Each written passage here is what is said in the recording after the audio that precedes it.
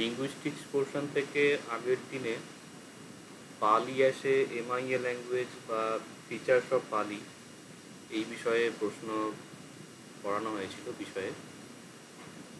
তো আজকে যে বিষয়ে পড়ানো হবে সেটা হচ্ছে পালি আসে ওআইএ ল্যাঙ্গুয়েজ। তো এর আগে যে এমআইএ বলা হয়েছিল, এম মানে হচ্ছে মিডল, আই মানে হচ্ছে ইন্ডো এরিয়ান, ইন্ডো আর এ মানে হচ্ছে এরিয়ান। তো ইন্ডো এরিয়ান ল্যাঙ্গুয়েজ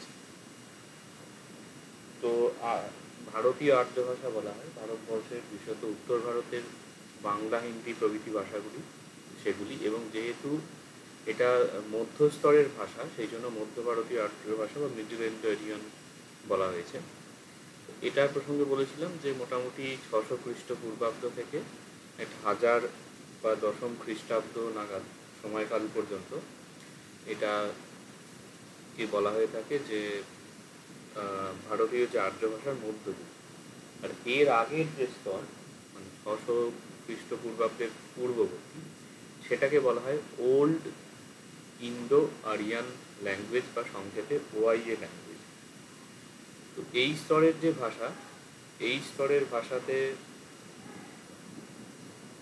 প্রাচীন ভারতীয় আর্যের বা ওল্ড ইন্ডো এরিয়ান তার নিদর্শন হচ্ছে যে বেদের যে প্রাচীন অংশ যেটা আছে, মূলত সংহিতা ভাগ, ঋগ্বেদ বা অন্যান্য বেদের সংহিতা, সেগুলোই হচ্ছে প্রাচীন ভারতীয় আর্য বলে ধরা হয়। এছাড়া সংস্কৃতকেও অনেক সময় প্রাচীন ভারতীয় আর্য হিসেবে চিহ্নিত করা হয়, যেটা লৌকিক সংস্কৃত বলা হয়। তো এই বৈদিক সংস্কৃত বা লৌকিক সংস্কৃতের বিষয় আগের দিন কিছুটা বলা হয়েছিল, তাও এখানে প্রাসঙ্গিকভাবে যেটুকু আসে সেটুকু বলে দেওয়া হবে। পালি ভাষা মধ্য ভারতীয় আর্য ভাষা রূপে পরিচিত হলেও খ্রিস্টপূর্ব 500 শতকে বৈদিক ভাষার সমাদর ছিল, এবং বুদ্ধ শিষ্যদের মধ্যে ব্রাহ্মণদের যথেষ্ট সংখ্যা থাকায় পালি ভাষায় বৈদিক ভাষা তথা প্রাচীন ভারতীয় আর্য বা ওল্ড ইন্ডো এরিয়ান ল্যাঙ্গুয়েজের যথেষ্ট প্রভাব দেখা যায়। প্রাচীন ভারতীয় আর্য ভাষা অর্থ যেটা হচ্ছে বৈদিক সংস্কৃত, এবং সেটার যে নিদর্শন আমরা দেখি সেটা মূলত বেদের যে সংহিতা ভাগ আছে, ঋগ্বেদ সংহিতা, সামবেদ সংহিতা ইত্যাদি, এই অংশ। তো সংহিতা ভাগের যে ভাষা তার মধ্যে যে লক্ষণ দেখা যায় তার বেশ কিছু লক্ষণ পালি ভাষাতেও দেখা যায়। এটা প্রসঙ্গে আগের দিনে কিছু কিছু দেখানো হয়েছিল, এখানে আরও ডিটেলসে থাকবে। তো এই প্রশ্নটিতে কিন্তু যথেষ্ট সংস্কৃতের বিষয় চলে আসবে। আমি চেষ্টা করব বিষয়গুলো এক্সপ্লেন করার, আর তা সত্ত্বেও মোটামুটি সংস্কৃতের যদি কারোর কিছুটা নলেজ থাকে বুঝতে সুবিধা হয়। এবারে তবে পালি ভাষার প্রধান 4টি স্তরের মধ্যে মূলত প্রাচীন গাথা সাহিত্যের মধ্যেই এই জাতীয় বৈদিক প্রভাব দেখা যায়। এখানে একটি বিষয় পরে পড়ানো হবে, পালি সাহিত্যের বা পালি ভাষার শ্রেণী বিভাগ। পালি সাহিত্যের শ্রেণী বিভাগ তোমরা পড়েছ যে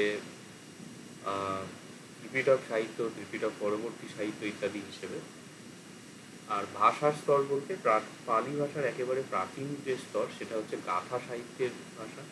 গাথা অর্থাৎ শ্লোক যেটা বোঝায়, যেমন সুত্তনিপাত, ধর্মপদ বা অন্যান্য আরও গ্রন্থের যে শ্লোকগুলো প্রযুক্ত সেগুলো একটি প্রাচীন বলে ধরা হয়। এরপরে যেটা হয় সেটা হচ্ছে ত্রিপিটকের মধ্যস্থিত গদ্য সাহিত্যের যুগ বলা হয়, যে নিকায়গুলো যে সময়ে রচিত হয়েছে এরকম বলা হয়। যাই হোক, পালি ভাষার যে স্তর বিভাগ সেটা পরে পড়ানো হবে। তো পালি ভাষার মধ্যে যে প্রাচীন স্তর যেটা গাথা সাহিত্যের যুগ, শ্লোকে লেখা, সেইখানে গিয়ে এই বৈদিক প্রভাবগুলো দেখা যায়। মানে বেদের ভাষার যে ধরনের লক্ষণ বৈশিষ্ট্য সেগুলো পালিতেও প্রাচীন যে ভাগ তার মধ্যে কিছুটা দেখা যায়। এখানে বলা হচ্ছে, প্রথম হচ্ছে বৈদিক ভাষার মতো স্বরমধ্যগত ড এবং ধ পালিতে ল এবং তে পরিণত হয়। এই যে পালি যে ল হয় মূর্ধন্য ল, এটা বেদেও প্রয়োগ দেখা যায়। যেমন পীড়া বা দৃঢ় শব্দটা পালিতে পীড়া বা দড় হয়, বেদেও এই ধরনের প্রয়োগ হয়। এগুলো এক্সাম্পল দিলে ভালো হতো। যেমন ঋগ্বেদের যে প্রথম মন্ত্র অগ্নি মিলে পুরোহিতম, এইরকম বলা হয়।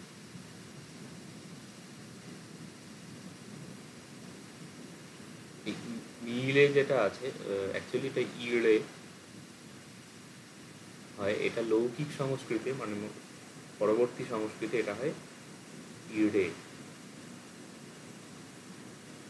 অগ্নিমিড়ে পুরোহিতম যজ্ঞেশ দেবমৃত্যুজম হোতারম রত্নধাতম, এটা ঋগ্বেদের প্রথম যে শ্লোক। তো যাই হোক, এখানেই ডয়ের স্থলে র আদেশ হচ্ছে, এছাড়া অন্যান্য প্রয়োগ আছে। এটা বৈদিক ভাষাতেও এইরকম হয়, এই লয়ের প্রয়োগ পালিতেও হয়। এই জন্য এখানে বলছে পালি এসে ওল্ড ইন্ডো এরিয়ান ল্যাঙ্গুয়েজ। পালি এই ভাষাকে যদি ও প্রাচীন ভারতীয় আর্য বা ওল্ড ইন্ডো এরিয়ান বলা হয়, তার কি লক্ষণ দেখা যায় এটি এখানে আলোচ্য। এরপরে হচ্ছে অকারান্ত পুংলিঙ্গ শব্দের প্রথমা এক বচনে আসে বিভক্তি হয়। প্রথমে অকারান্ত পুংলিঙ্গ শব্দ নর, এর এক বচনে গিয়ে প্রথম আর এক বচনে নর হয়, বহু বচনে হয় কি নরা।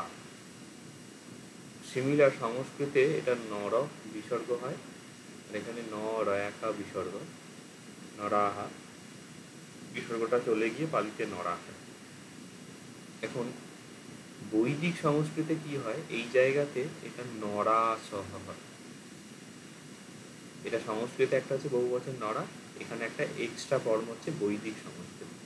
মানে এই নরা সহ যেটা হচ্ছে সেটা সিমিলার পালিতে আসে হয়, নর নরা হচ্ছে নরা সে, এই ধরনের একটা প্রয়োগ হয়। যেমন ধর্মা সহ, এটা সংস্কৃত পালিতে হচ্ছে ধম্মাসে।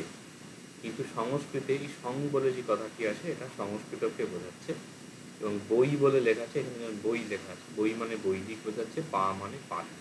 এটা গোটাও লিখতে পারো, বৈদিক, সংস্কৃত বা পালি, গোটা উপরে পয়াকালয়সী স্ব অনুসারে শয়ে গয়েরিত, এইভাবেও লিখতে পারো। তাহলে এখানে পালিতে ধম্মাসে একটা প্রয়োগ দেখা যাচ্ছে, সেটা কিন্তু এক্সট্রা ফরমেশন, যেটা বৈদিক ভাষায় পাওয়া যায়। 3 নম্বর হচ্ছে ক্লীবলিঙ্গ শব্দের প্রথমা বহু বচনে বৈদিক প্রয়োগ। যেমন ফলা বা অক্ষি থেকে পালিতে ফলা বা অক্ষি হচ্ছে, আর এখানে দেখো ব্র্যাকেটে নি লেখা আছে, এই নিটা হচ্ছে সংস্কৃতের রূপ। সংস্কৃতে ফলানি হয়, পালিতেও ফলানি হয়, কিন্তু পালিতে অনেক সময় ফলা, এই ধরনের প্রয়োগও দেখা যায়। তাহলে এইটা যে এক্সট্রা প্রয়োগ, এটা হচ্ছে বৈদিক প্রয়োগ।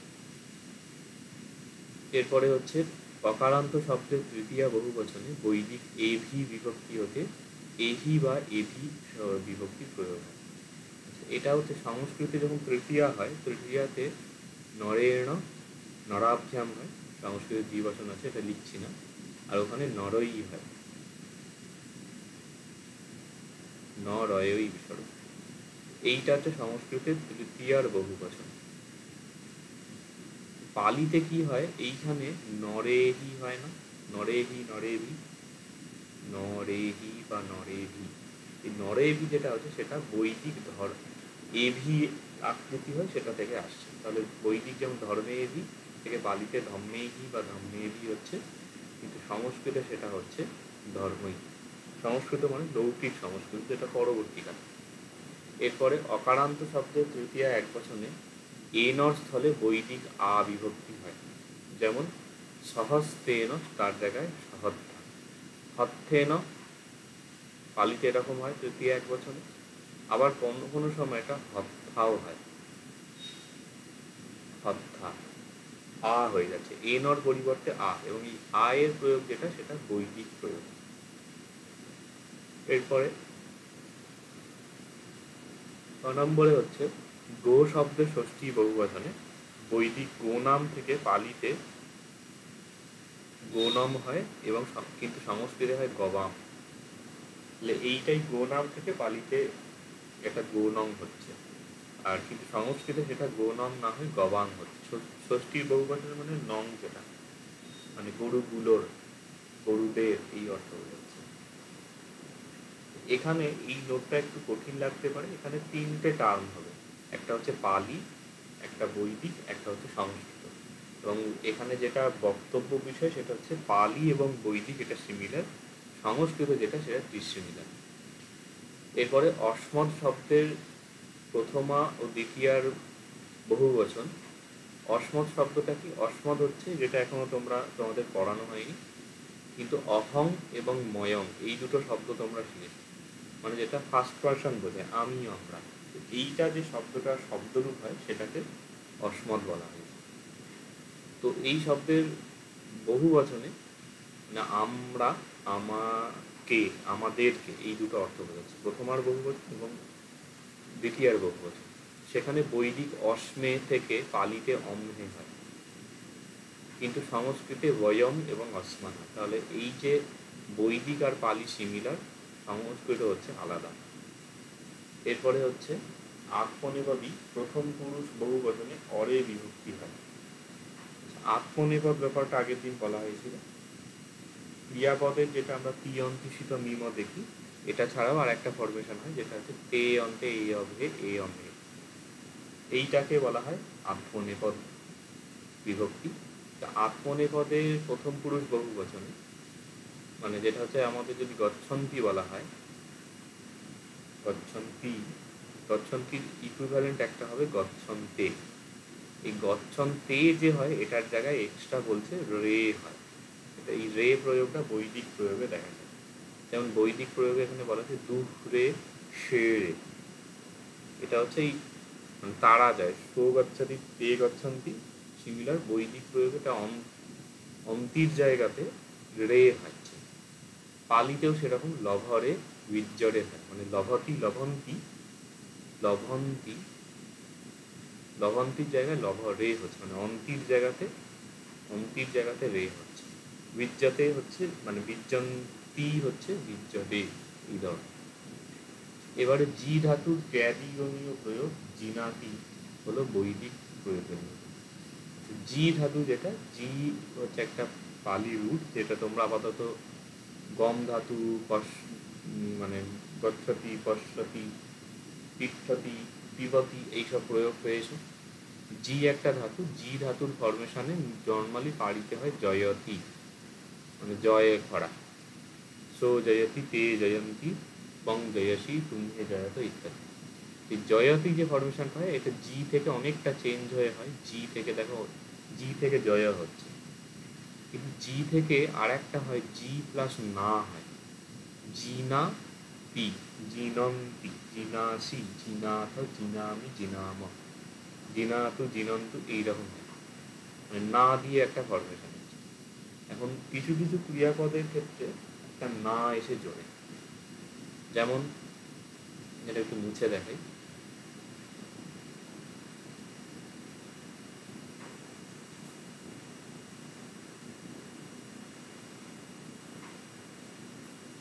জি ধাতু যে আছে, জি এর সঙ্গে না হয়ে মানে জি না তি, এইরকম হয়।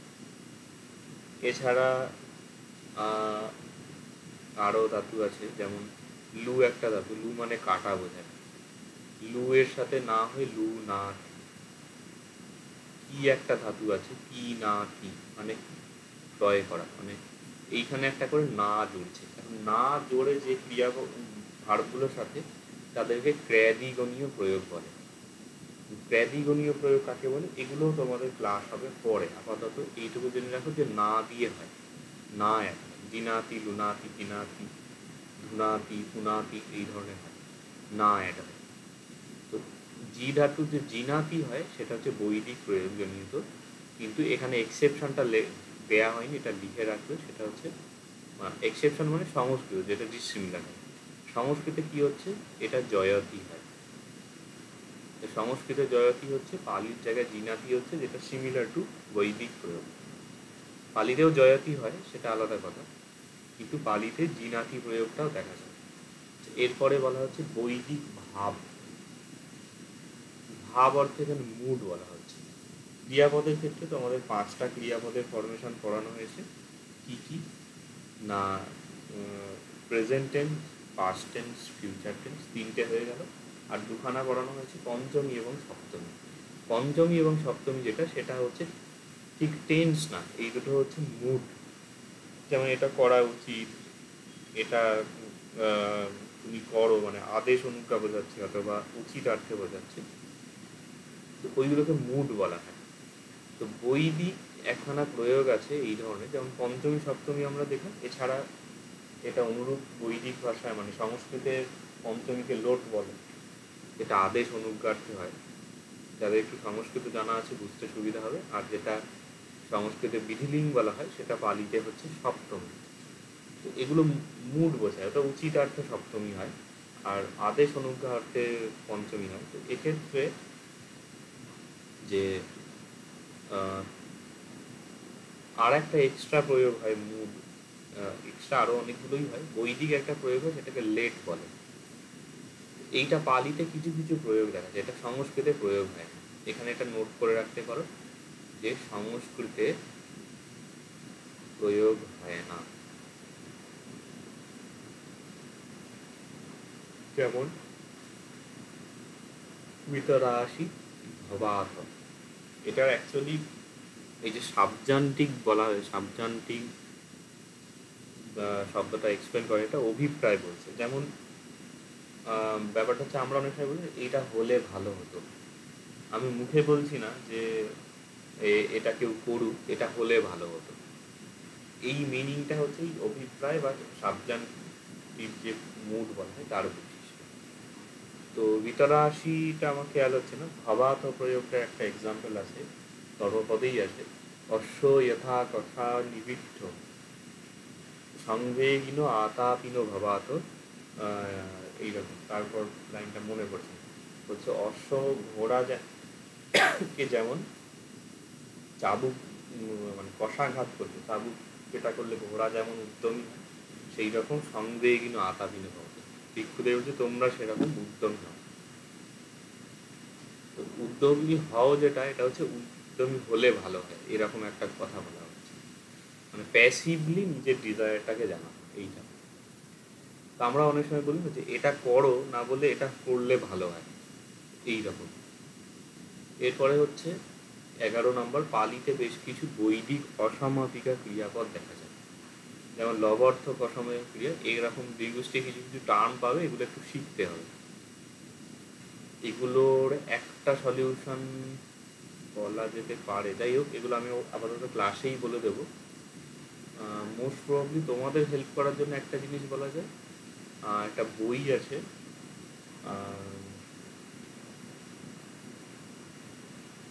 সংস্কৃত প্রাকৃত ভাষার ক্রমবিকাশ, পরেশচন্দ্র মজুমদারের। ওর যে পরিশিষ্ট যেটা দেওয়া আছে সেখান থেকেই টার্ম এর মিনিংগুলো পেয়ে যাবে, অথবা আমাকে জিজ্ঞাসা করে নিতে পারো।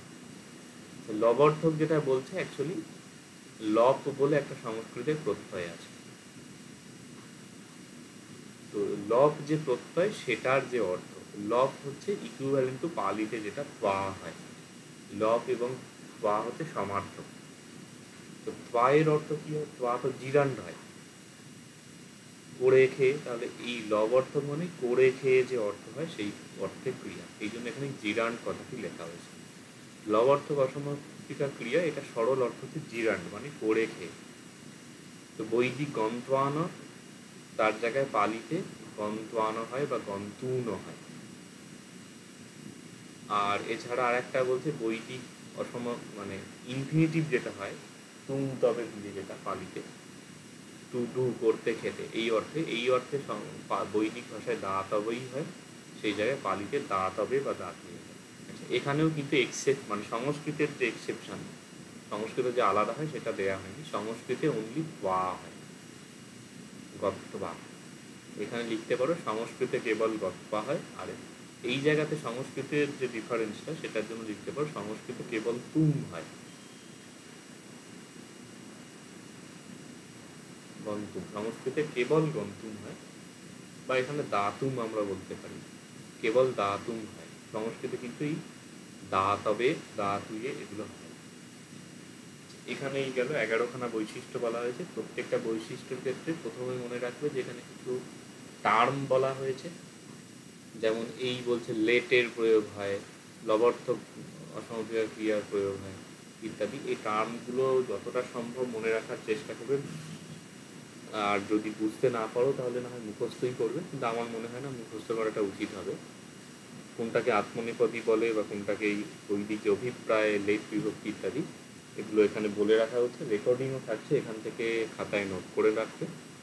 সেকেন্ড বিষয় হচ্ছে এখানে এক্সাম্পলগুলো দেখানো হচ্ছে। এক্সাম্পলের ক্ষেত্রে মোটামুটিভাবে 3 ধরনের এক্সাম্পল হবে, একটা পালির এক্সাম্পল, একটা বৈদিক এক্সাম্পল, একটা হচ্ছে সংস্কৃত এক্সাম্পল। বৈদিক এক্সাম্পলের সঙ্গে পালি এক্সাম্পল সিমিলার হবে, আর সংস্কৃত এক্সাম্পলটা ডিসিমিলার হচ্ছে। এই বিষয়গুলো এখানে খেয়াল রাখতে হবে। পূর্বোক্ত লক্ষণগুলির সাথে পালি শব্দভাণ্ডারেও প্রচুর বৈদিক প্রয়োগ দেখা যায়, যেগুলো অর্বাচীনকালে সংস্কৃতের চেয়ে পালি ভাষার প্রাচীনত্বের প্রমাণ। তাই অনেক ক্ষেত্রে পালি ভাষাকে ওআইএ ল্যাঙ্গুয়েজ যে সমতুল্য বলা হয়, মানে ওল্ড ইন্ডো এরিয়ান। প্রকৃতপক্ষে প্রাচীন গাথা সাহিত্যের ভাষা বৈদিক সংস্কৃতের একটি প্রাকৃতায়িত রূপ। এটা একটা বিশাল বড় কথা বলা হয়েছে।